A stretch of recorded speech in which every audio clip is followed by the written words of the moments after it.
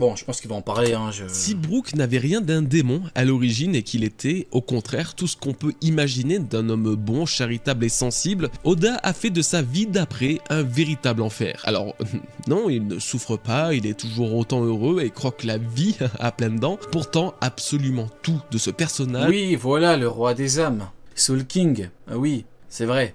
Je le ramène. C'est vrai, il a déjà un épithète, un épithète de roi. Tout à fait, mon cher Yoda. Donc oui, le roi des âmes. Hein. Donc roi des enfers, on oublie, on va garder la chaise pour Zoro. Mène à incarner l'image d'un être démoniaque et de surcroît d'un dieu infernal. Et quand je dis tout, je parle de son fruit du démon, le Yomi Yomi no Mi. Il est certes traduit en fruit de la résurrection en français, pourtant le mot Yomi en japonais cache un sens totalement différent puisqu'il s'agit ni plus ni moins que le nom du royaume des enfers dans la mythologie shintoïste. Et gardez-le bien en tête, car nous allons... c'est la subtilité de la langue japonaise. Ça c'est comme Rayleigh. Rayleigh, seigneur ou roi des ténèbres. Roi des ténèbres, ça fait référence à tout ce qui est démoniaque. Parce qu'on peut croire, beaucoup confondent avec l'ombre, mais l'ombre c'est pas les ténèbres. Ou pareil pour Zoro.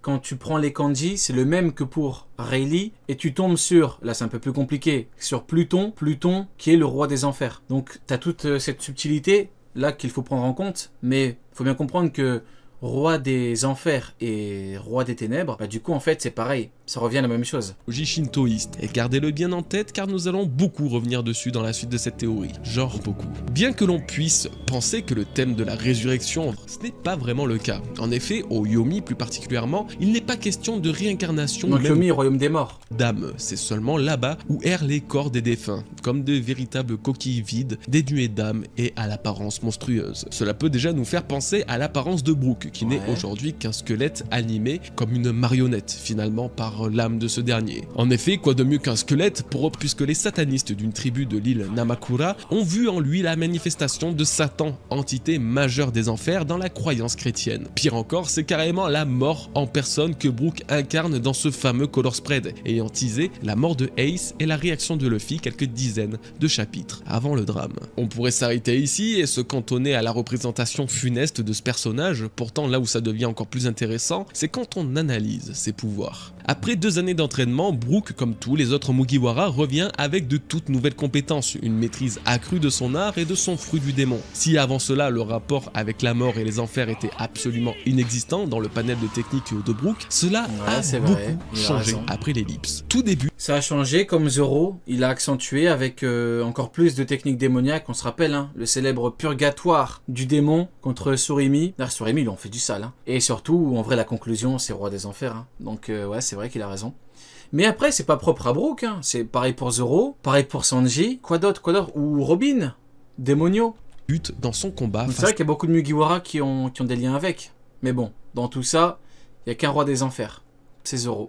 Zéo sur l'île des hommes poissons. C'est en effet dans ce combat que Brook va lui-même avouer, à demi-mot, que son fruit du démon est bien différent qu'il n'osait l'imaginer. Pour cause, il révèle avoir finalement découvert les véritables pouvoirs du Yomi Yomi no Mi. Il explique que son âme ne s'est pas rendue au pays des morts, que pour exister, elle émet une énergie semblable à de la matière, qu'il peut toucher les âmes des autres personnages grâce à sa musique et leur montrer des illusions. Puis, ultimement, qu'il peut désormais invoquer le froid des enfers. Je pense qu'on est tous d'accord pour dire qu'on s'éloigne de plus en plus du simple pouvoir de résurrection initialement introduit à travers le Yomi Yomi no Mi. Après, j'aime bien être comme ça où tu commences à t'interroger sur les pouvoirs des uns et des autres. Juste, si... Moi, ce que j'aime faire, c'est voir les gens s'ils extrapolent avec le pouvoir, voir où est-ce qu'on peut aller avec le pouvoir des uns et des autres. C'est-à-dire qu'avec Brook, j'ai bien envie de voir s'il va lui attribuer de futurs pouvoirs de fou via l'âme.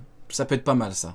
Et plus nous avançons dans l'histoire, plus Brook se relie davantage aux enfers. J'aimerais revenir sur les dires de Brook autour des pouvoirs qu'il a éveillés pendant ces 2 années d'entraînement. Tout d'abord, j'ai checké pas loin de 4 ou 5 traductions différentes pour être sûr qu'il y a... c'est le problème des traductions, les mecs. Hein. Vous voyez, problème des traductions, faut toujours vérifier faut toujours bien vérifier. Après, on se retrouve avec des mecs qui tente de me débunker en disant que la réputation de Rayleigh l'a sauvé. Vous voyez, faut toujours faire attention les mecs, toujours faire gaffe. Il n'y a pas de mauvaise interprétation. Et j'ai remarqué qu'en japonais, les kanji du Yomi dont je parlais plus tôt avaient été mentionnés 2 fois par Brook. La première pour expliquer que son âme aurait dû voyager dans le royaume des morts, chose que son fruit du démon a semble-t-il empêché. Et la deuxième lorsqu'il explique d'où provient la glace qu'il a invoquée. Voilà. Ce dont je parlais tout à l'heure, le froid des enfers, le froid du royaume des morts. Et qui viendrait en l'occurrence, et une fois encore, du royaume des morts, le Yomi. Et même pour tout vous dire, il en fait une 3e référence, seulement 3 chapitres plus tard, avec un haïku, un court poème japonais où il mentionne à nouveau le Yomi et le froid du royaume des morts. On le savait, mais on en a encore la confirmation, l'enfer japonais détient une grande place dans les pouvoirs de Brook. Ensuite, Brook explique pouvoir créer des illusions dans l'esprit des gens, ce qui est effectivement le cas avec sa technique partie musique. Encore une fois, j'ai du mal à croire que la manipulation mentale et la création d'illusions est un pouvoir provenant naturellement et uniquement du simple fruit de la résurrection. Parlons de la glace, et là ça devient encore plus intéressant puisque d'après lui, Brook utilise cet élément.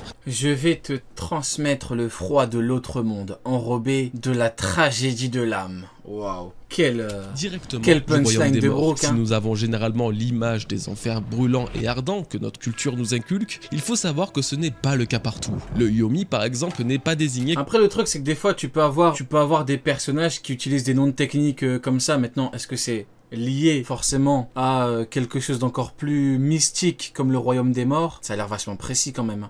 Le froid du royaume des morts. Maintenant, est-ce que c'est juste une référence? En mode, c'est une technique de glace. Et en mode, ce qu'il appelle une technique démoniaque. Ou est-ce que ça vient vraiment de là-bas? Donc, est-ce que ce serait une passerelle? D'où l'intérêt de la théorie. Comme un lieu brûlant et enflammé. Au contraire, il est situé dans les souterrains du monde. Et ce royaume a davantage de chances d'être gelé, expliquant d'où Brook tire son pouvoir. Une autre possibilité, peut-être encore plus cohérente, est que Brook puise son pouvoir du Naraka bouddhiste. Il s'agit simplement de l'enfer bouddhique et qui est divisé. Techniquement, le froid de Brook est plus froid que le froid d'Aokiji. Tu veux chier sur Aokiji, toi, je reconnais. Je reconnais un homme qui a envie de chier sur un autre homme, quand j'en vois un. Et je vois que t'as envie de chier sur Aokiji, toi. Divisé en 2 mondes, le Naraka gelé. Big up Froid Hawk. Et le Naraka brûlant. Dans le Naraka gelé, où sont envoyées les âmes qui doivent être punies, on y retrouve 8 autres enfers dont la torture n'est liée qu'au froid. Alors je vous laisse à l'écran un florilège des atrocités qui attendaient les pires criminels. Tout comme les illusions, la glace ne peut être invoquée uniquement grâce au Yomi Yomi no Mi. Quelque chose se cache dans les pouvoirs de Brook, j'en suis persuadé. J'ai encore plusieurs arguments pour vous convaincre, et toujours en parlant de fruits. Mais du coup, il veut nous convaincre que Brook a des pouvoirs issu des enfers, c'est ça. Donc du coup, il veut nous convaincre que Brook ne dit pas de la merde quand il parle de froid des enfers. Et est-ce que quelqu'un pense que Brook est un menteur? Moi, j'ai toujours considéré que quand il dit froid des enfers, c'est que t'avais un côté un petit peu mystique. Maintenant, est-ce qu'il y en a qui pensent qu'il ment? Maintenant, voilà, comme j'ai dit tout à l'heure, beaucoup peuvent penser que t'as de l'exagération, avec une simple technique à connotation démoniaque. Démon, nous allons parler hiérarchie. Même au sein de ses pouvoirs, un véritable rapport de force s'établit lorsque 2 opposants possédant un fruit du démon similaire s'affrontent. Si les exemples sont... Il veut surtout... Ah oui, c'est vrai que là-bas, à la base, il veut convaincre que Brook n'a pas le fruit de... Ah oui, c'est vrai, c'était ça la base de la théorie, j'avais zappé. En clair, bien que peu nombreux, nous avons beaucoup de chance puisque... Ouais, c'est vrai, j'avais zappé que c'était ça, du coup... Il veut nous prouver qu'il a mangé un autre fruit, ok, ouais, bah pourquoi pas. De son affrontement contre Big Mom, Brook a démontré la supériorité de son simple fruit face au pouvoir d'une impératrice. Son haki n'était peut-être pas à la hauteur, son fruit du démon lui représente la plus grande menace que le Soru Soru no Mi de Big Mom ait eu à affronter. Et je trouve ça assez exceptionnel qu'un des Mugiwara est un fruit du démon potentiellement supérieur à celui d'un empereur. Ça ne fait qu'accentuer le caractère unique du Yomi Yomi no Mi. Bon, alors depuis tout à l'heure, je vous laisse sous-entendre que Brook, au-delà d'être le Soul King, le roi des âmes, serait surtout le roi de Yomi no Kuni, le royaume des morts, et que ce sont les pouvoirs cachés de son fruit du démon qui pourraient lui accorder un tel titre. Sauf qu'un élément... Et donc du coup, à la limite, il aurait peut-être dû changer roi des enfers par roi des morts à la limite. C'est vrai que tout à l'heure, ce qui nous a fait tilter un peu, c'est roi des enfers. Après, ça, c'est quelque chose que je vous dis souvent. Beaucoup ont tendance à oublier la punchline de fin de Zoro quand il a battu King, l'un des êtres les plus puissants du monde. Seconde Kaido. Beaucoup oublient. Cette phrase veut tout dire, les mecs. Beaucoup pensent que ça veut rien dire. Au contraire, ça veut tout dire. Il faut bien garder ça en tête. Roi des âmes, c'est suffisant pour lui. Maintenant, est-ce qu'elle a mangé un autre fruit? Ça peut être pas mal. Doit vous triturer l'esprit, car si Brook est bien le roi des enfers, qu'en est-il de Zoro, récemment autoproclamé seigneur des enfers? Ne risque-t-il pas d'y avoir doublon ou même conflit? Et bah voilà! Cet événement ayant eu lieu au sommet de l'arc d'Onigashima, mêlant la défaite de Queen, King, Big Mom et surtout l'apparition du Gear 5, il est normal que l'on ne se soit pas trop penché sur le sujet. Pourtant, la révélation de Zoro en tant que seigneur des enfers pourrait contre toute attente encore plus confirmer le lien de Brook avec le monde des morts. Tout part de Enma, la célèbre et majestueuse lame de... Ok, là j'ai peur là. Là j'ai peur. S'il te plaît, t'as parlé de Zoro alors que tout à l'heure t'as dit Brook, roi des enfers. Finalement t'as parlé de Zoro, ok c'est bien, mais s'il te plaît, ne dis pas que Zoro, roi des enfers, c'est parce qu'il va bien maîtriser Enma. Par pitié. Kozuki. Là, on est dans le truc là. Juste. Oden.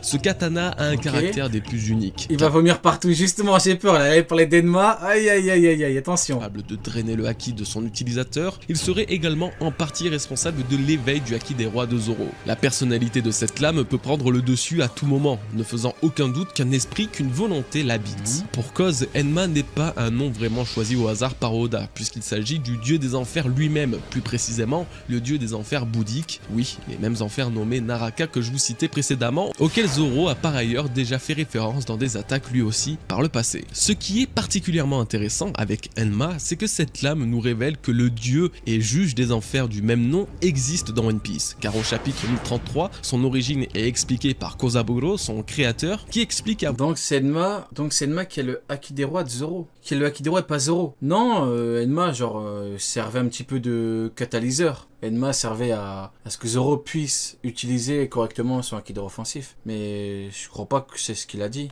Avoir simplement attribué le nom du roi des enfers à son plus grand chef-d'œuvre. Les enfers existent donc bel et bien dans le monde de One Piece et ils sont gouvernés par ce fameux Enma. Mais alors quel est le lien avec Brook ?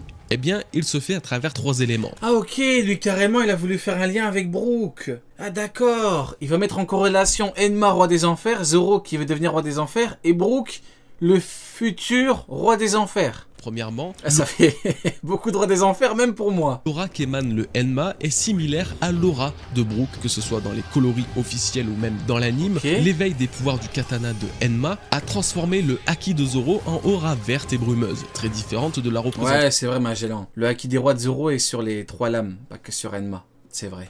Habituelle du haki de l'armement. Pourtant, c'est exactement la même consistance et couleur que l'aura de Brook, confirmant davantage son lien avec les âmes et les enfers. Deuxièmement, l'une des réactions les plus étranges qu'aura eu la lame d'Enma a été de réagir au son du shamisen d'Iori. Il est souvent accordé que les rois des enfers aient un lien étroit avec la musique, un point qui se retrouve d'ailleurs chez Brook, lui-même musicien, et qui utilise son art pour faire vibrer les âmes de ses victimes. Troisièmement et dernièrement, la faucheuse. Après son combat contre King, Zoro, dans un état pitoyable, fait une funeste rencontre avec ce qui semble être la faucheuse. Si cette scène... Vous vous rappelez quand il y avait la faucheuse et que ça sortait des... Ouais, c'est Brook qui fait une blague. Dinguerie. Genre, Brook, il aurait effrayé Zoro. Le pauvre Zoro, il en peut plus. Zoro, il a donné sa vie. Il allait mourir sur le toit. Et en bas, pour sauver tout le monde, pour aider tout le monde, pour que ce clown de Brook lui fasse une vanne de merde. Tu veux qu'il fasse une crise cardiaque ou quoi? Non, un petit peu de sérieux. Un petit peu de sérieux. Imagine, il lui fait un prank. Non, un peu de sérieux. Quoi. Il va mourir, Zoro.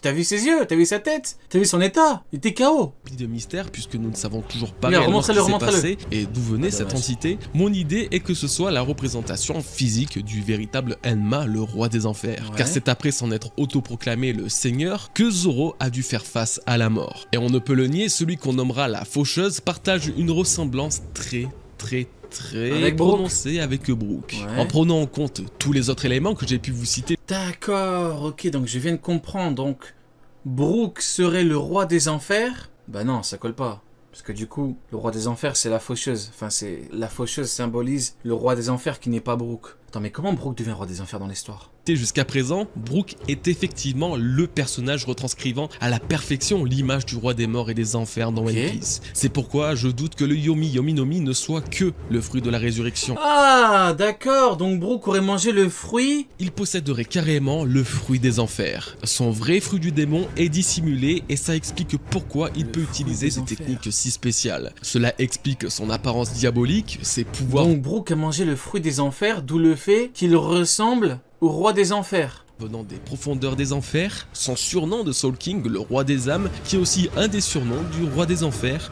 Tous ces... Ouais, donc en fait, il nous a douillé tout à l'heure quand il a dit... Quand il a dit Brook, futur roi des enfers, en fait il nous a douillé, la douille a commencé là. Parce que du coup au final, comme je le disais, voilà pourquoi je vais parler de Zoro, je dis bah du coup Zoro il est où dans l'histoire? Au final, Zoro roi des enfers, et Brook, du coup a mangé le fruit des enfers. Mais il ne sera pas le roi des enfers. D'accord, ok. Bon, tout s'explique maintenant. éléments font de Brook un véritable démon, et ses futurs pouvoirs seront peut-être davantage axés sur ce thème. Va-t-il pouvoir récupérer et contrôler les âmes en empêchant quelqu'un de mourir ou même de contrôler la réapparition des fruits du démon? Va-t-il pouvoir, tout comme Enma, Je pense que c'est le cadavre du roi des enfers qui est le roi des enfers, frère de Brook, le roi des enfers. Et Zoro, le successeur du roi des enfers, qui maîtrisera parfaitement Enma, le roi des enfers. Masterclass. de Zoro Ça fait beaucoup de rois des enfers, mais masterclass. le haki de ses ennemis, une chose est certaine. Il y a trop d'enfers là carrément. A véritablement le désir d'associer Brook au royaume des enfers, à un tel point que le nom de son fruit du démon lui-même cache cette double signification. Alors comment le roi des âmes va-t-il continuer d'évoluer dans One Piece? Quel sera son véritable pouvoir une fois que le Yomi Yomi no Mi sera éveillé? Gardez bien les yeux sur lui, car Brook peut nous dévoiler une toute nouvelle facette inattendue de son pouvoir, mais aussi de son histoire. D'accord. Bon, bah écoutez, de ce que j'ai compris, il nous a un petit peu douillé avec Roi des Enfers. Tout ça pour qu'au final, Zoro est bel et bien le futur Roi des Enfers, alors que Brook a mangé le fruit des Enfers. Donc du coup, il ne sera jamais le roi, mais il gardera bien son épithète qui lui va à merveille, hein. Soul King, le roi des âmes.